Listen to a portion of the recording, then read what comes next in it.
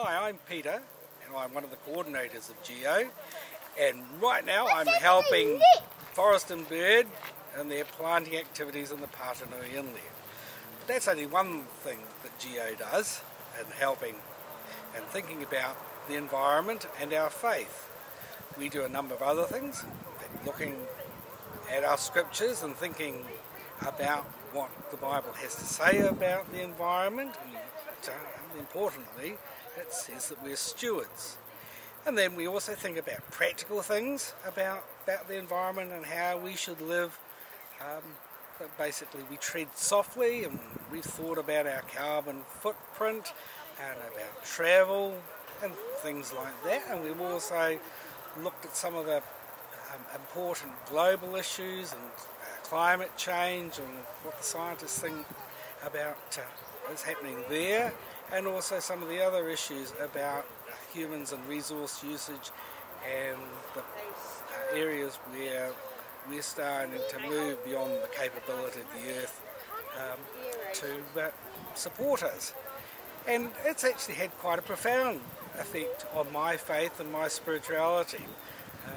I certainly didn't start off as an ardent environmentalist, but I think I'm becoming one. That's GEOH for me.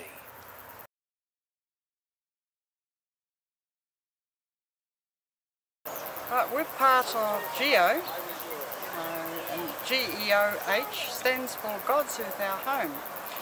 And this was an idea that Peter had some time ago to start a group which really looked at environmental issues. It is the fifth aspect of mission that the Anglican Consultative Council have really promoted. And the idea is that to teach people and to encourage people to care for God's environment. So at GEOH we do a range of things. We do some practical things like we're doing today. We're potting out seedlings and helping Forest and Bird revegetate around the Pauatahanui Inlet. And at other times we look at what the Genesis story means in the light of today's climate change and environmental issues. And at other times we get people to talk to us. But whatever it is, we're concentrating on caring for the environment.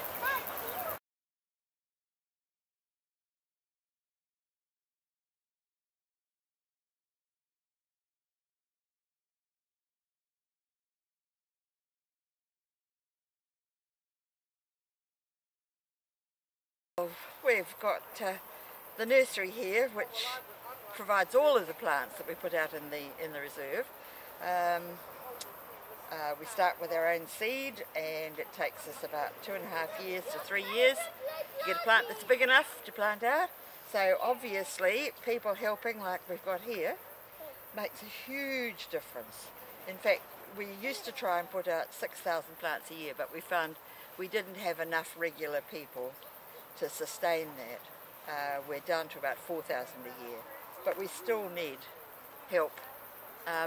It's help with the just, ordinary, basic, unexciting donkey work that we really appreciate help with, because there's just so much of it to get through.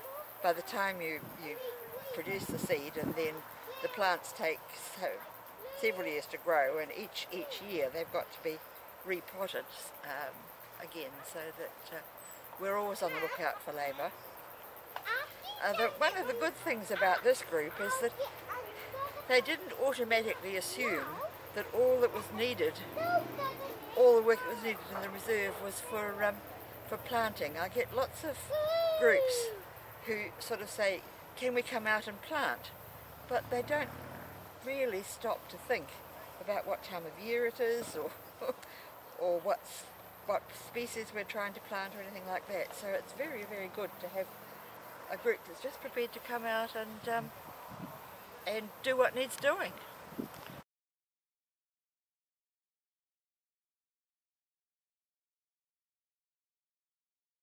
The reason I'm here is because for me, caring for God's earth, caring for the environment is a critical part of my Christian journey.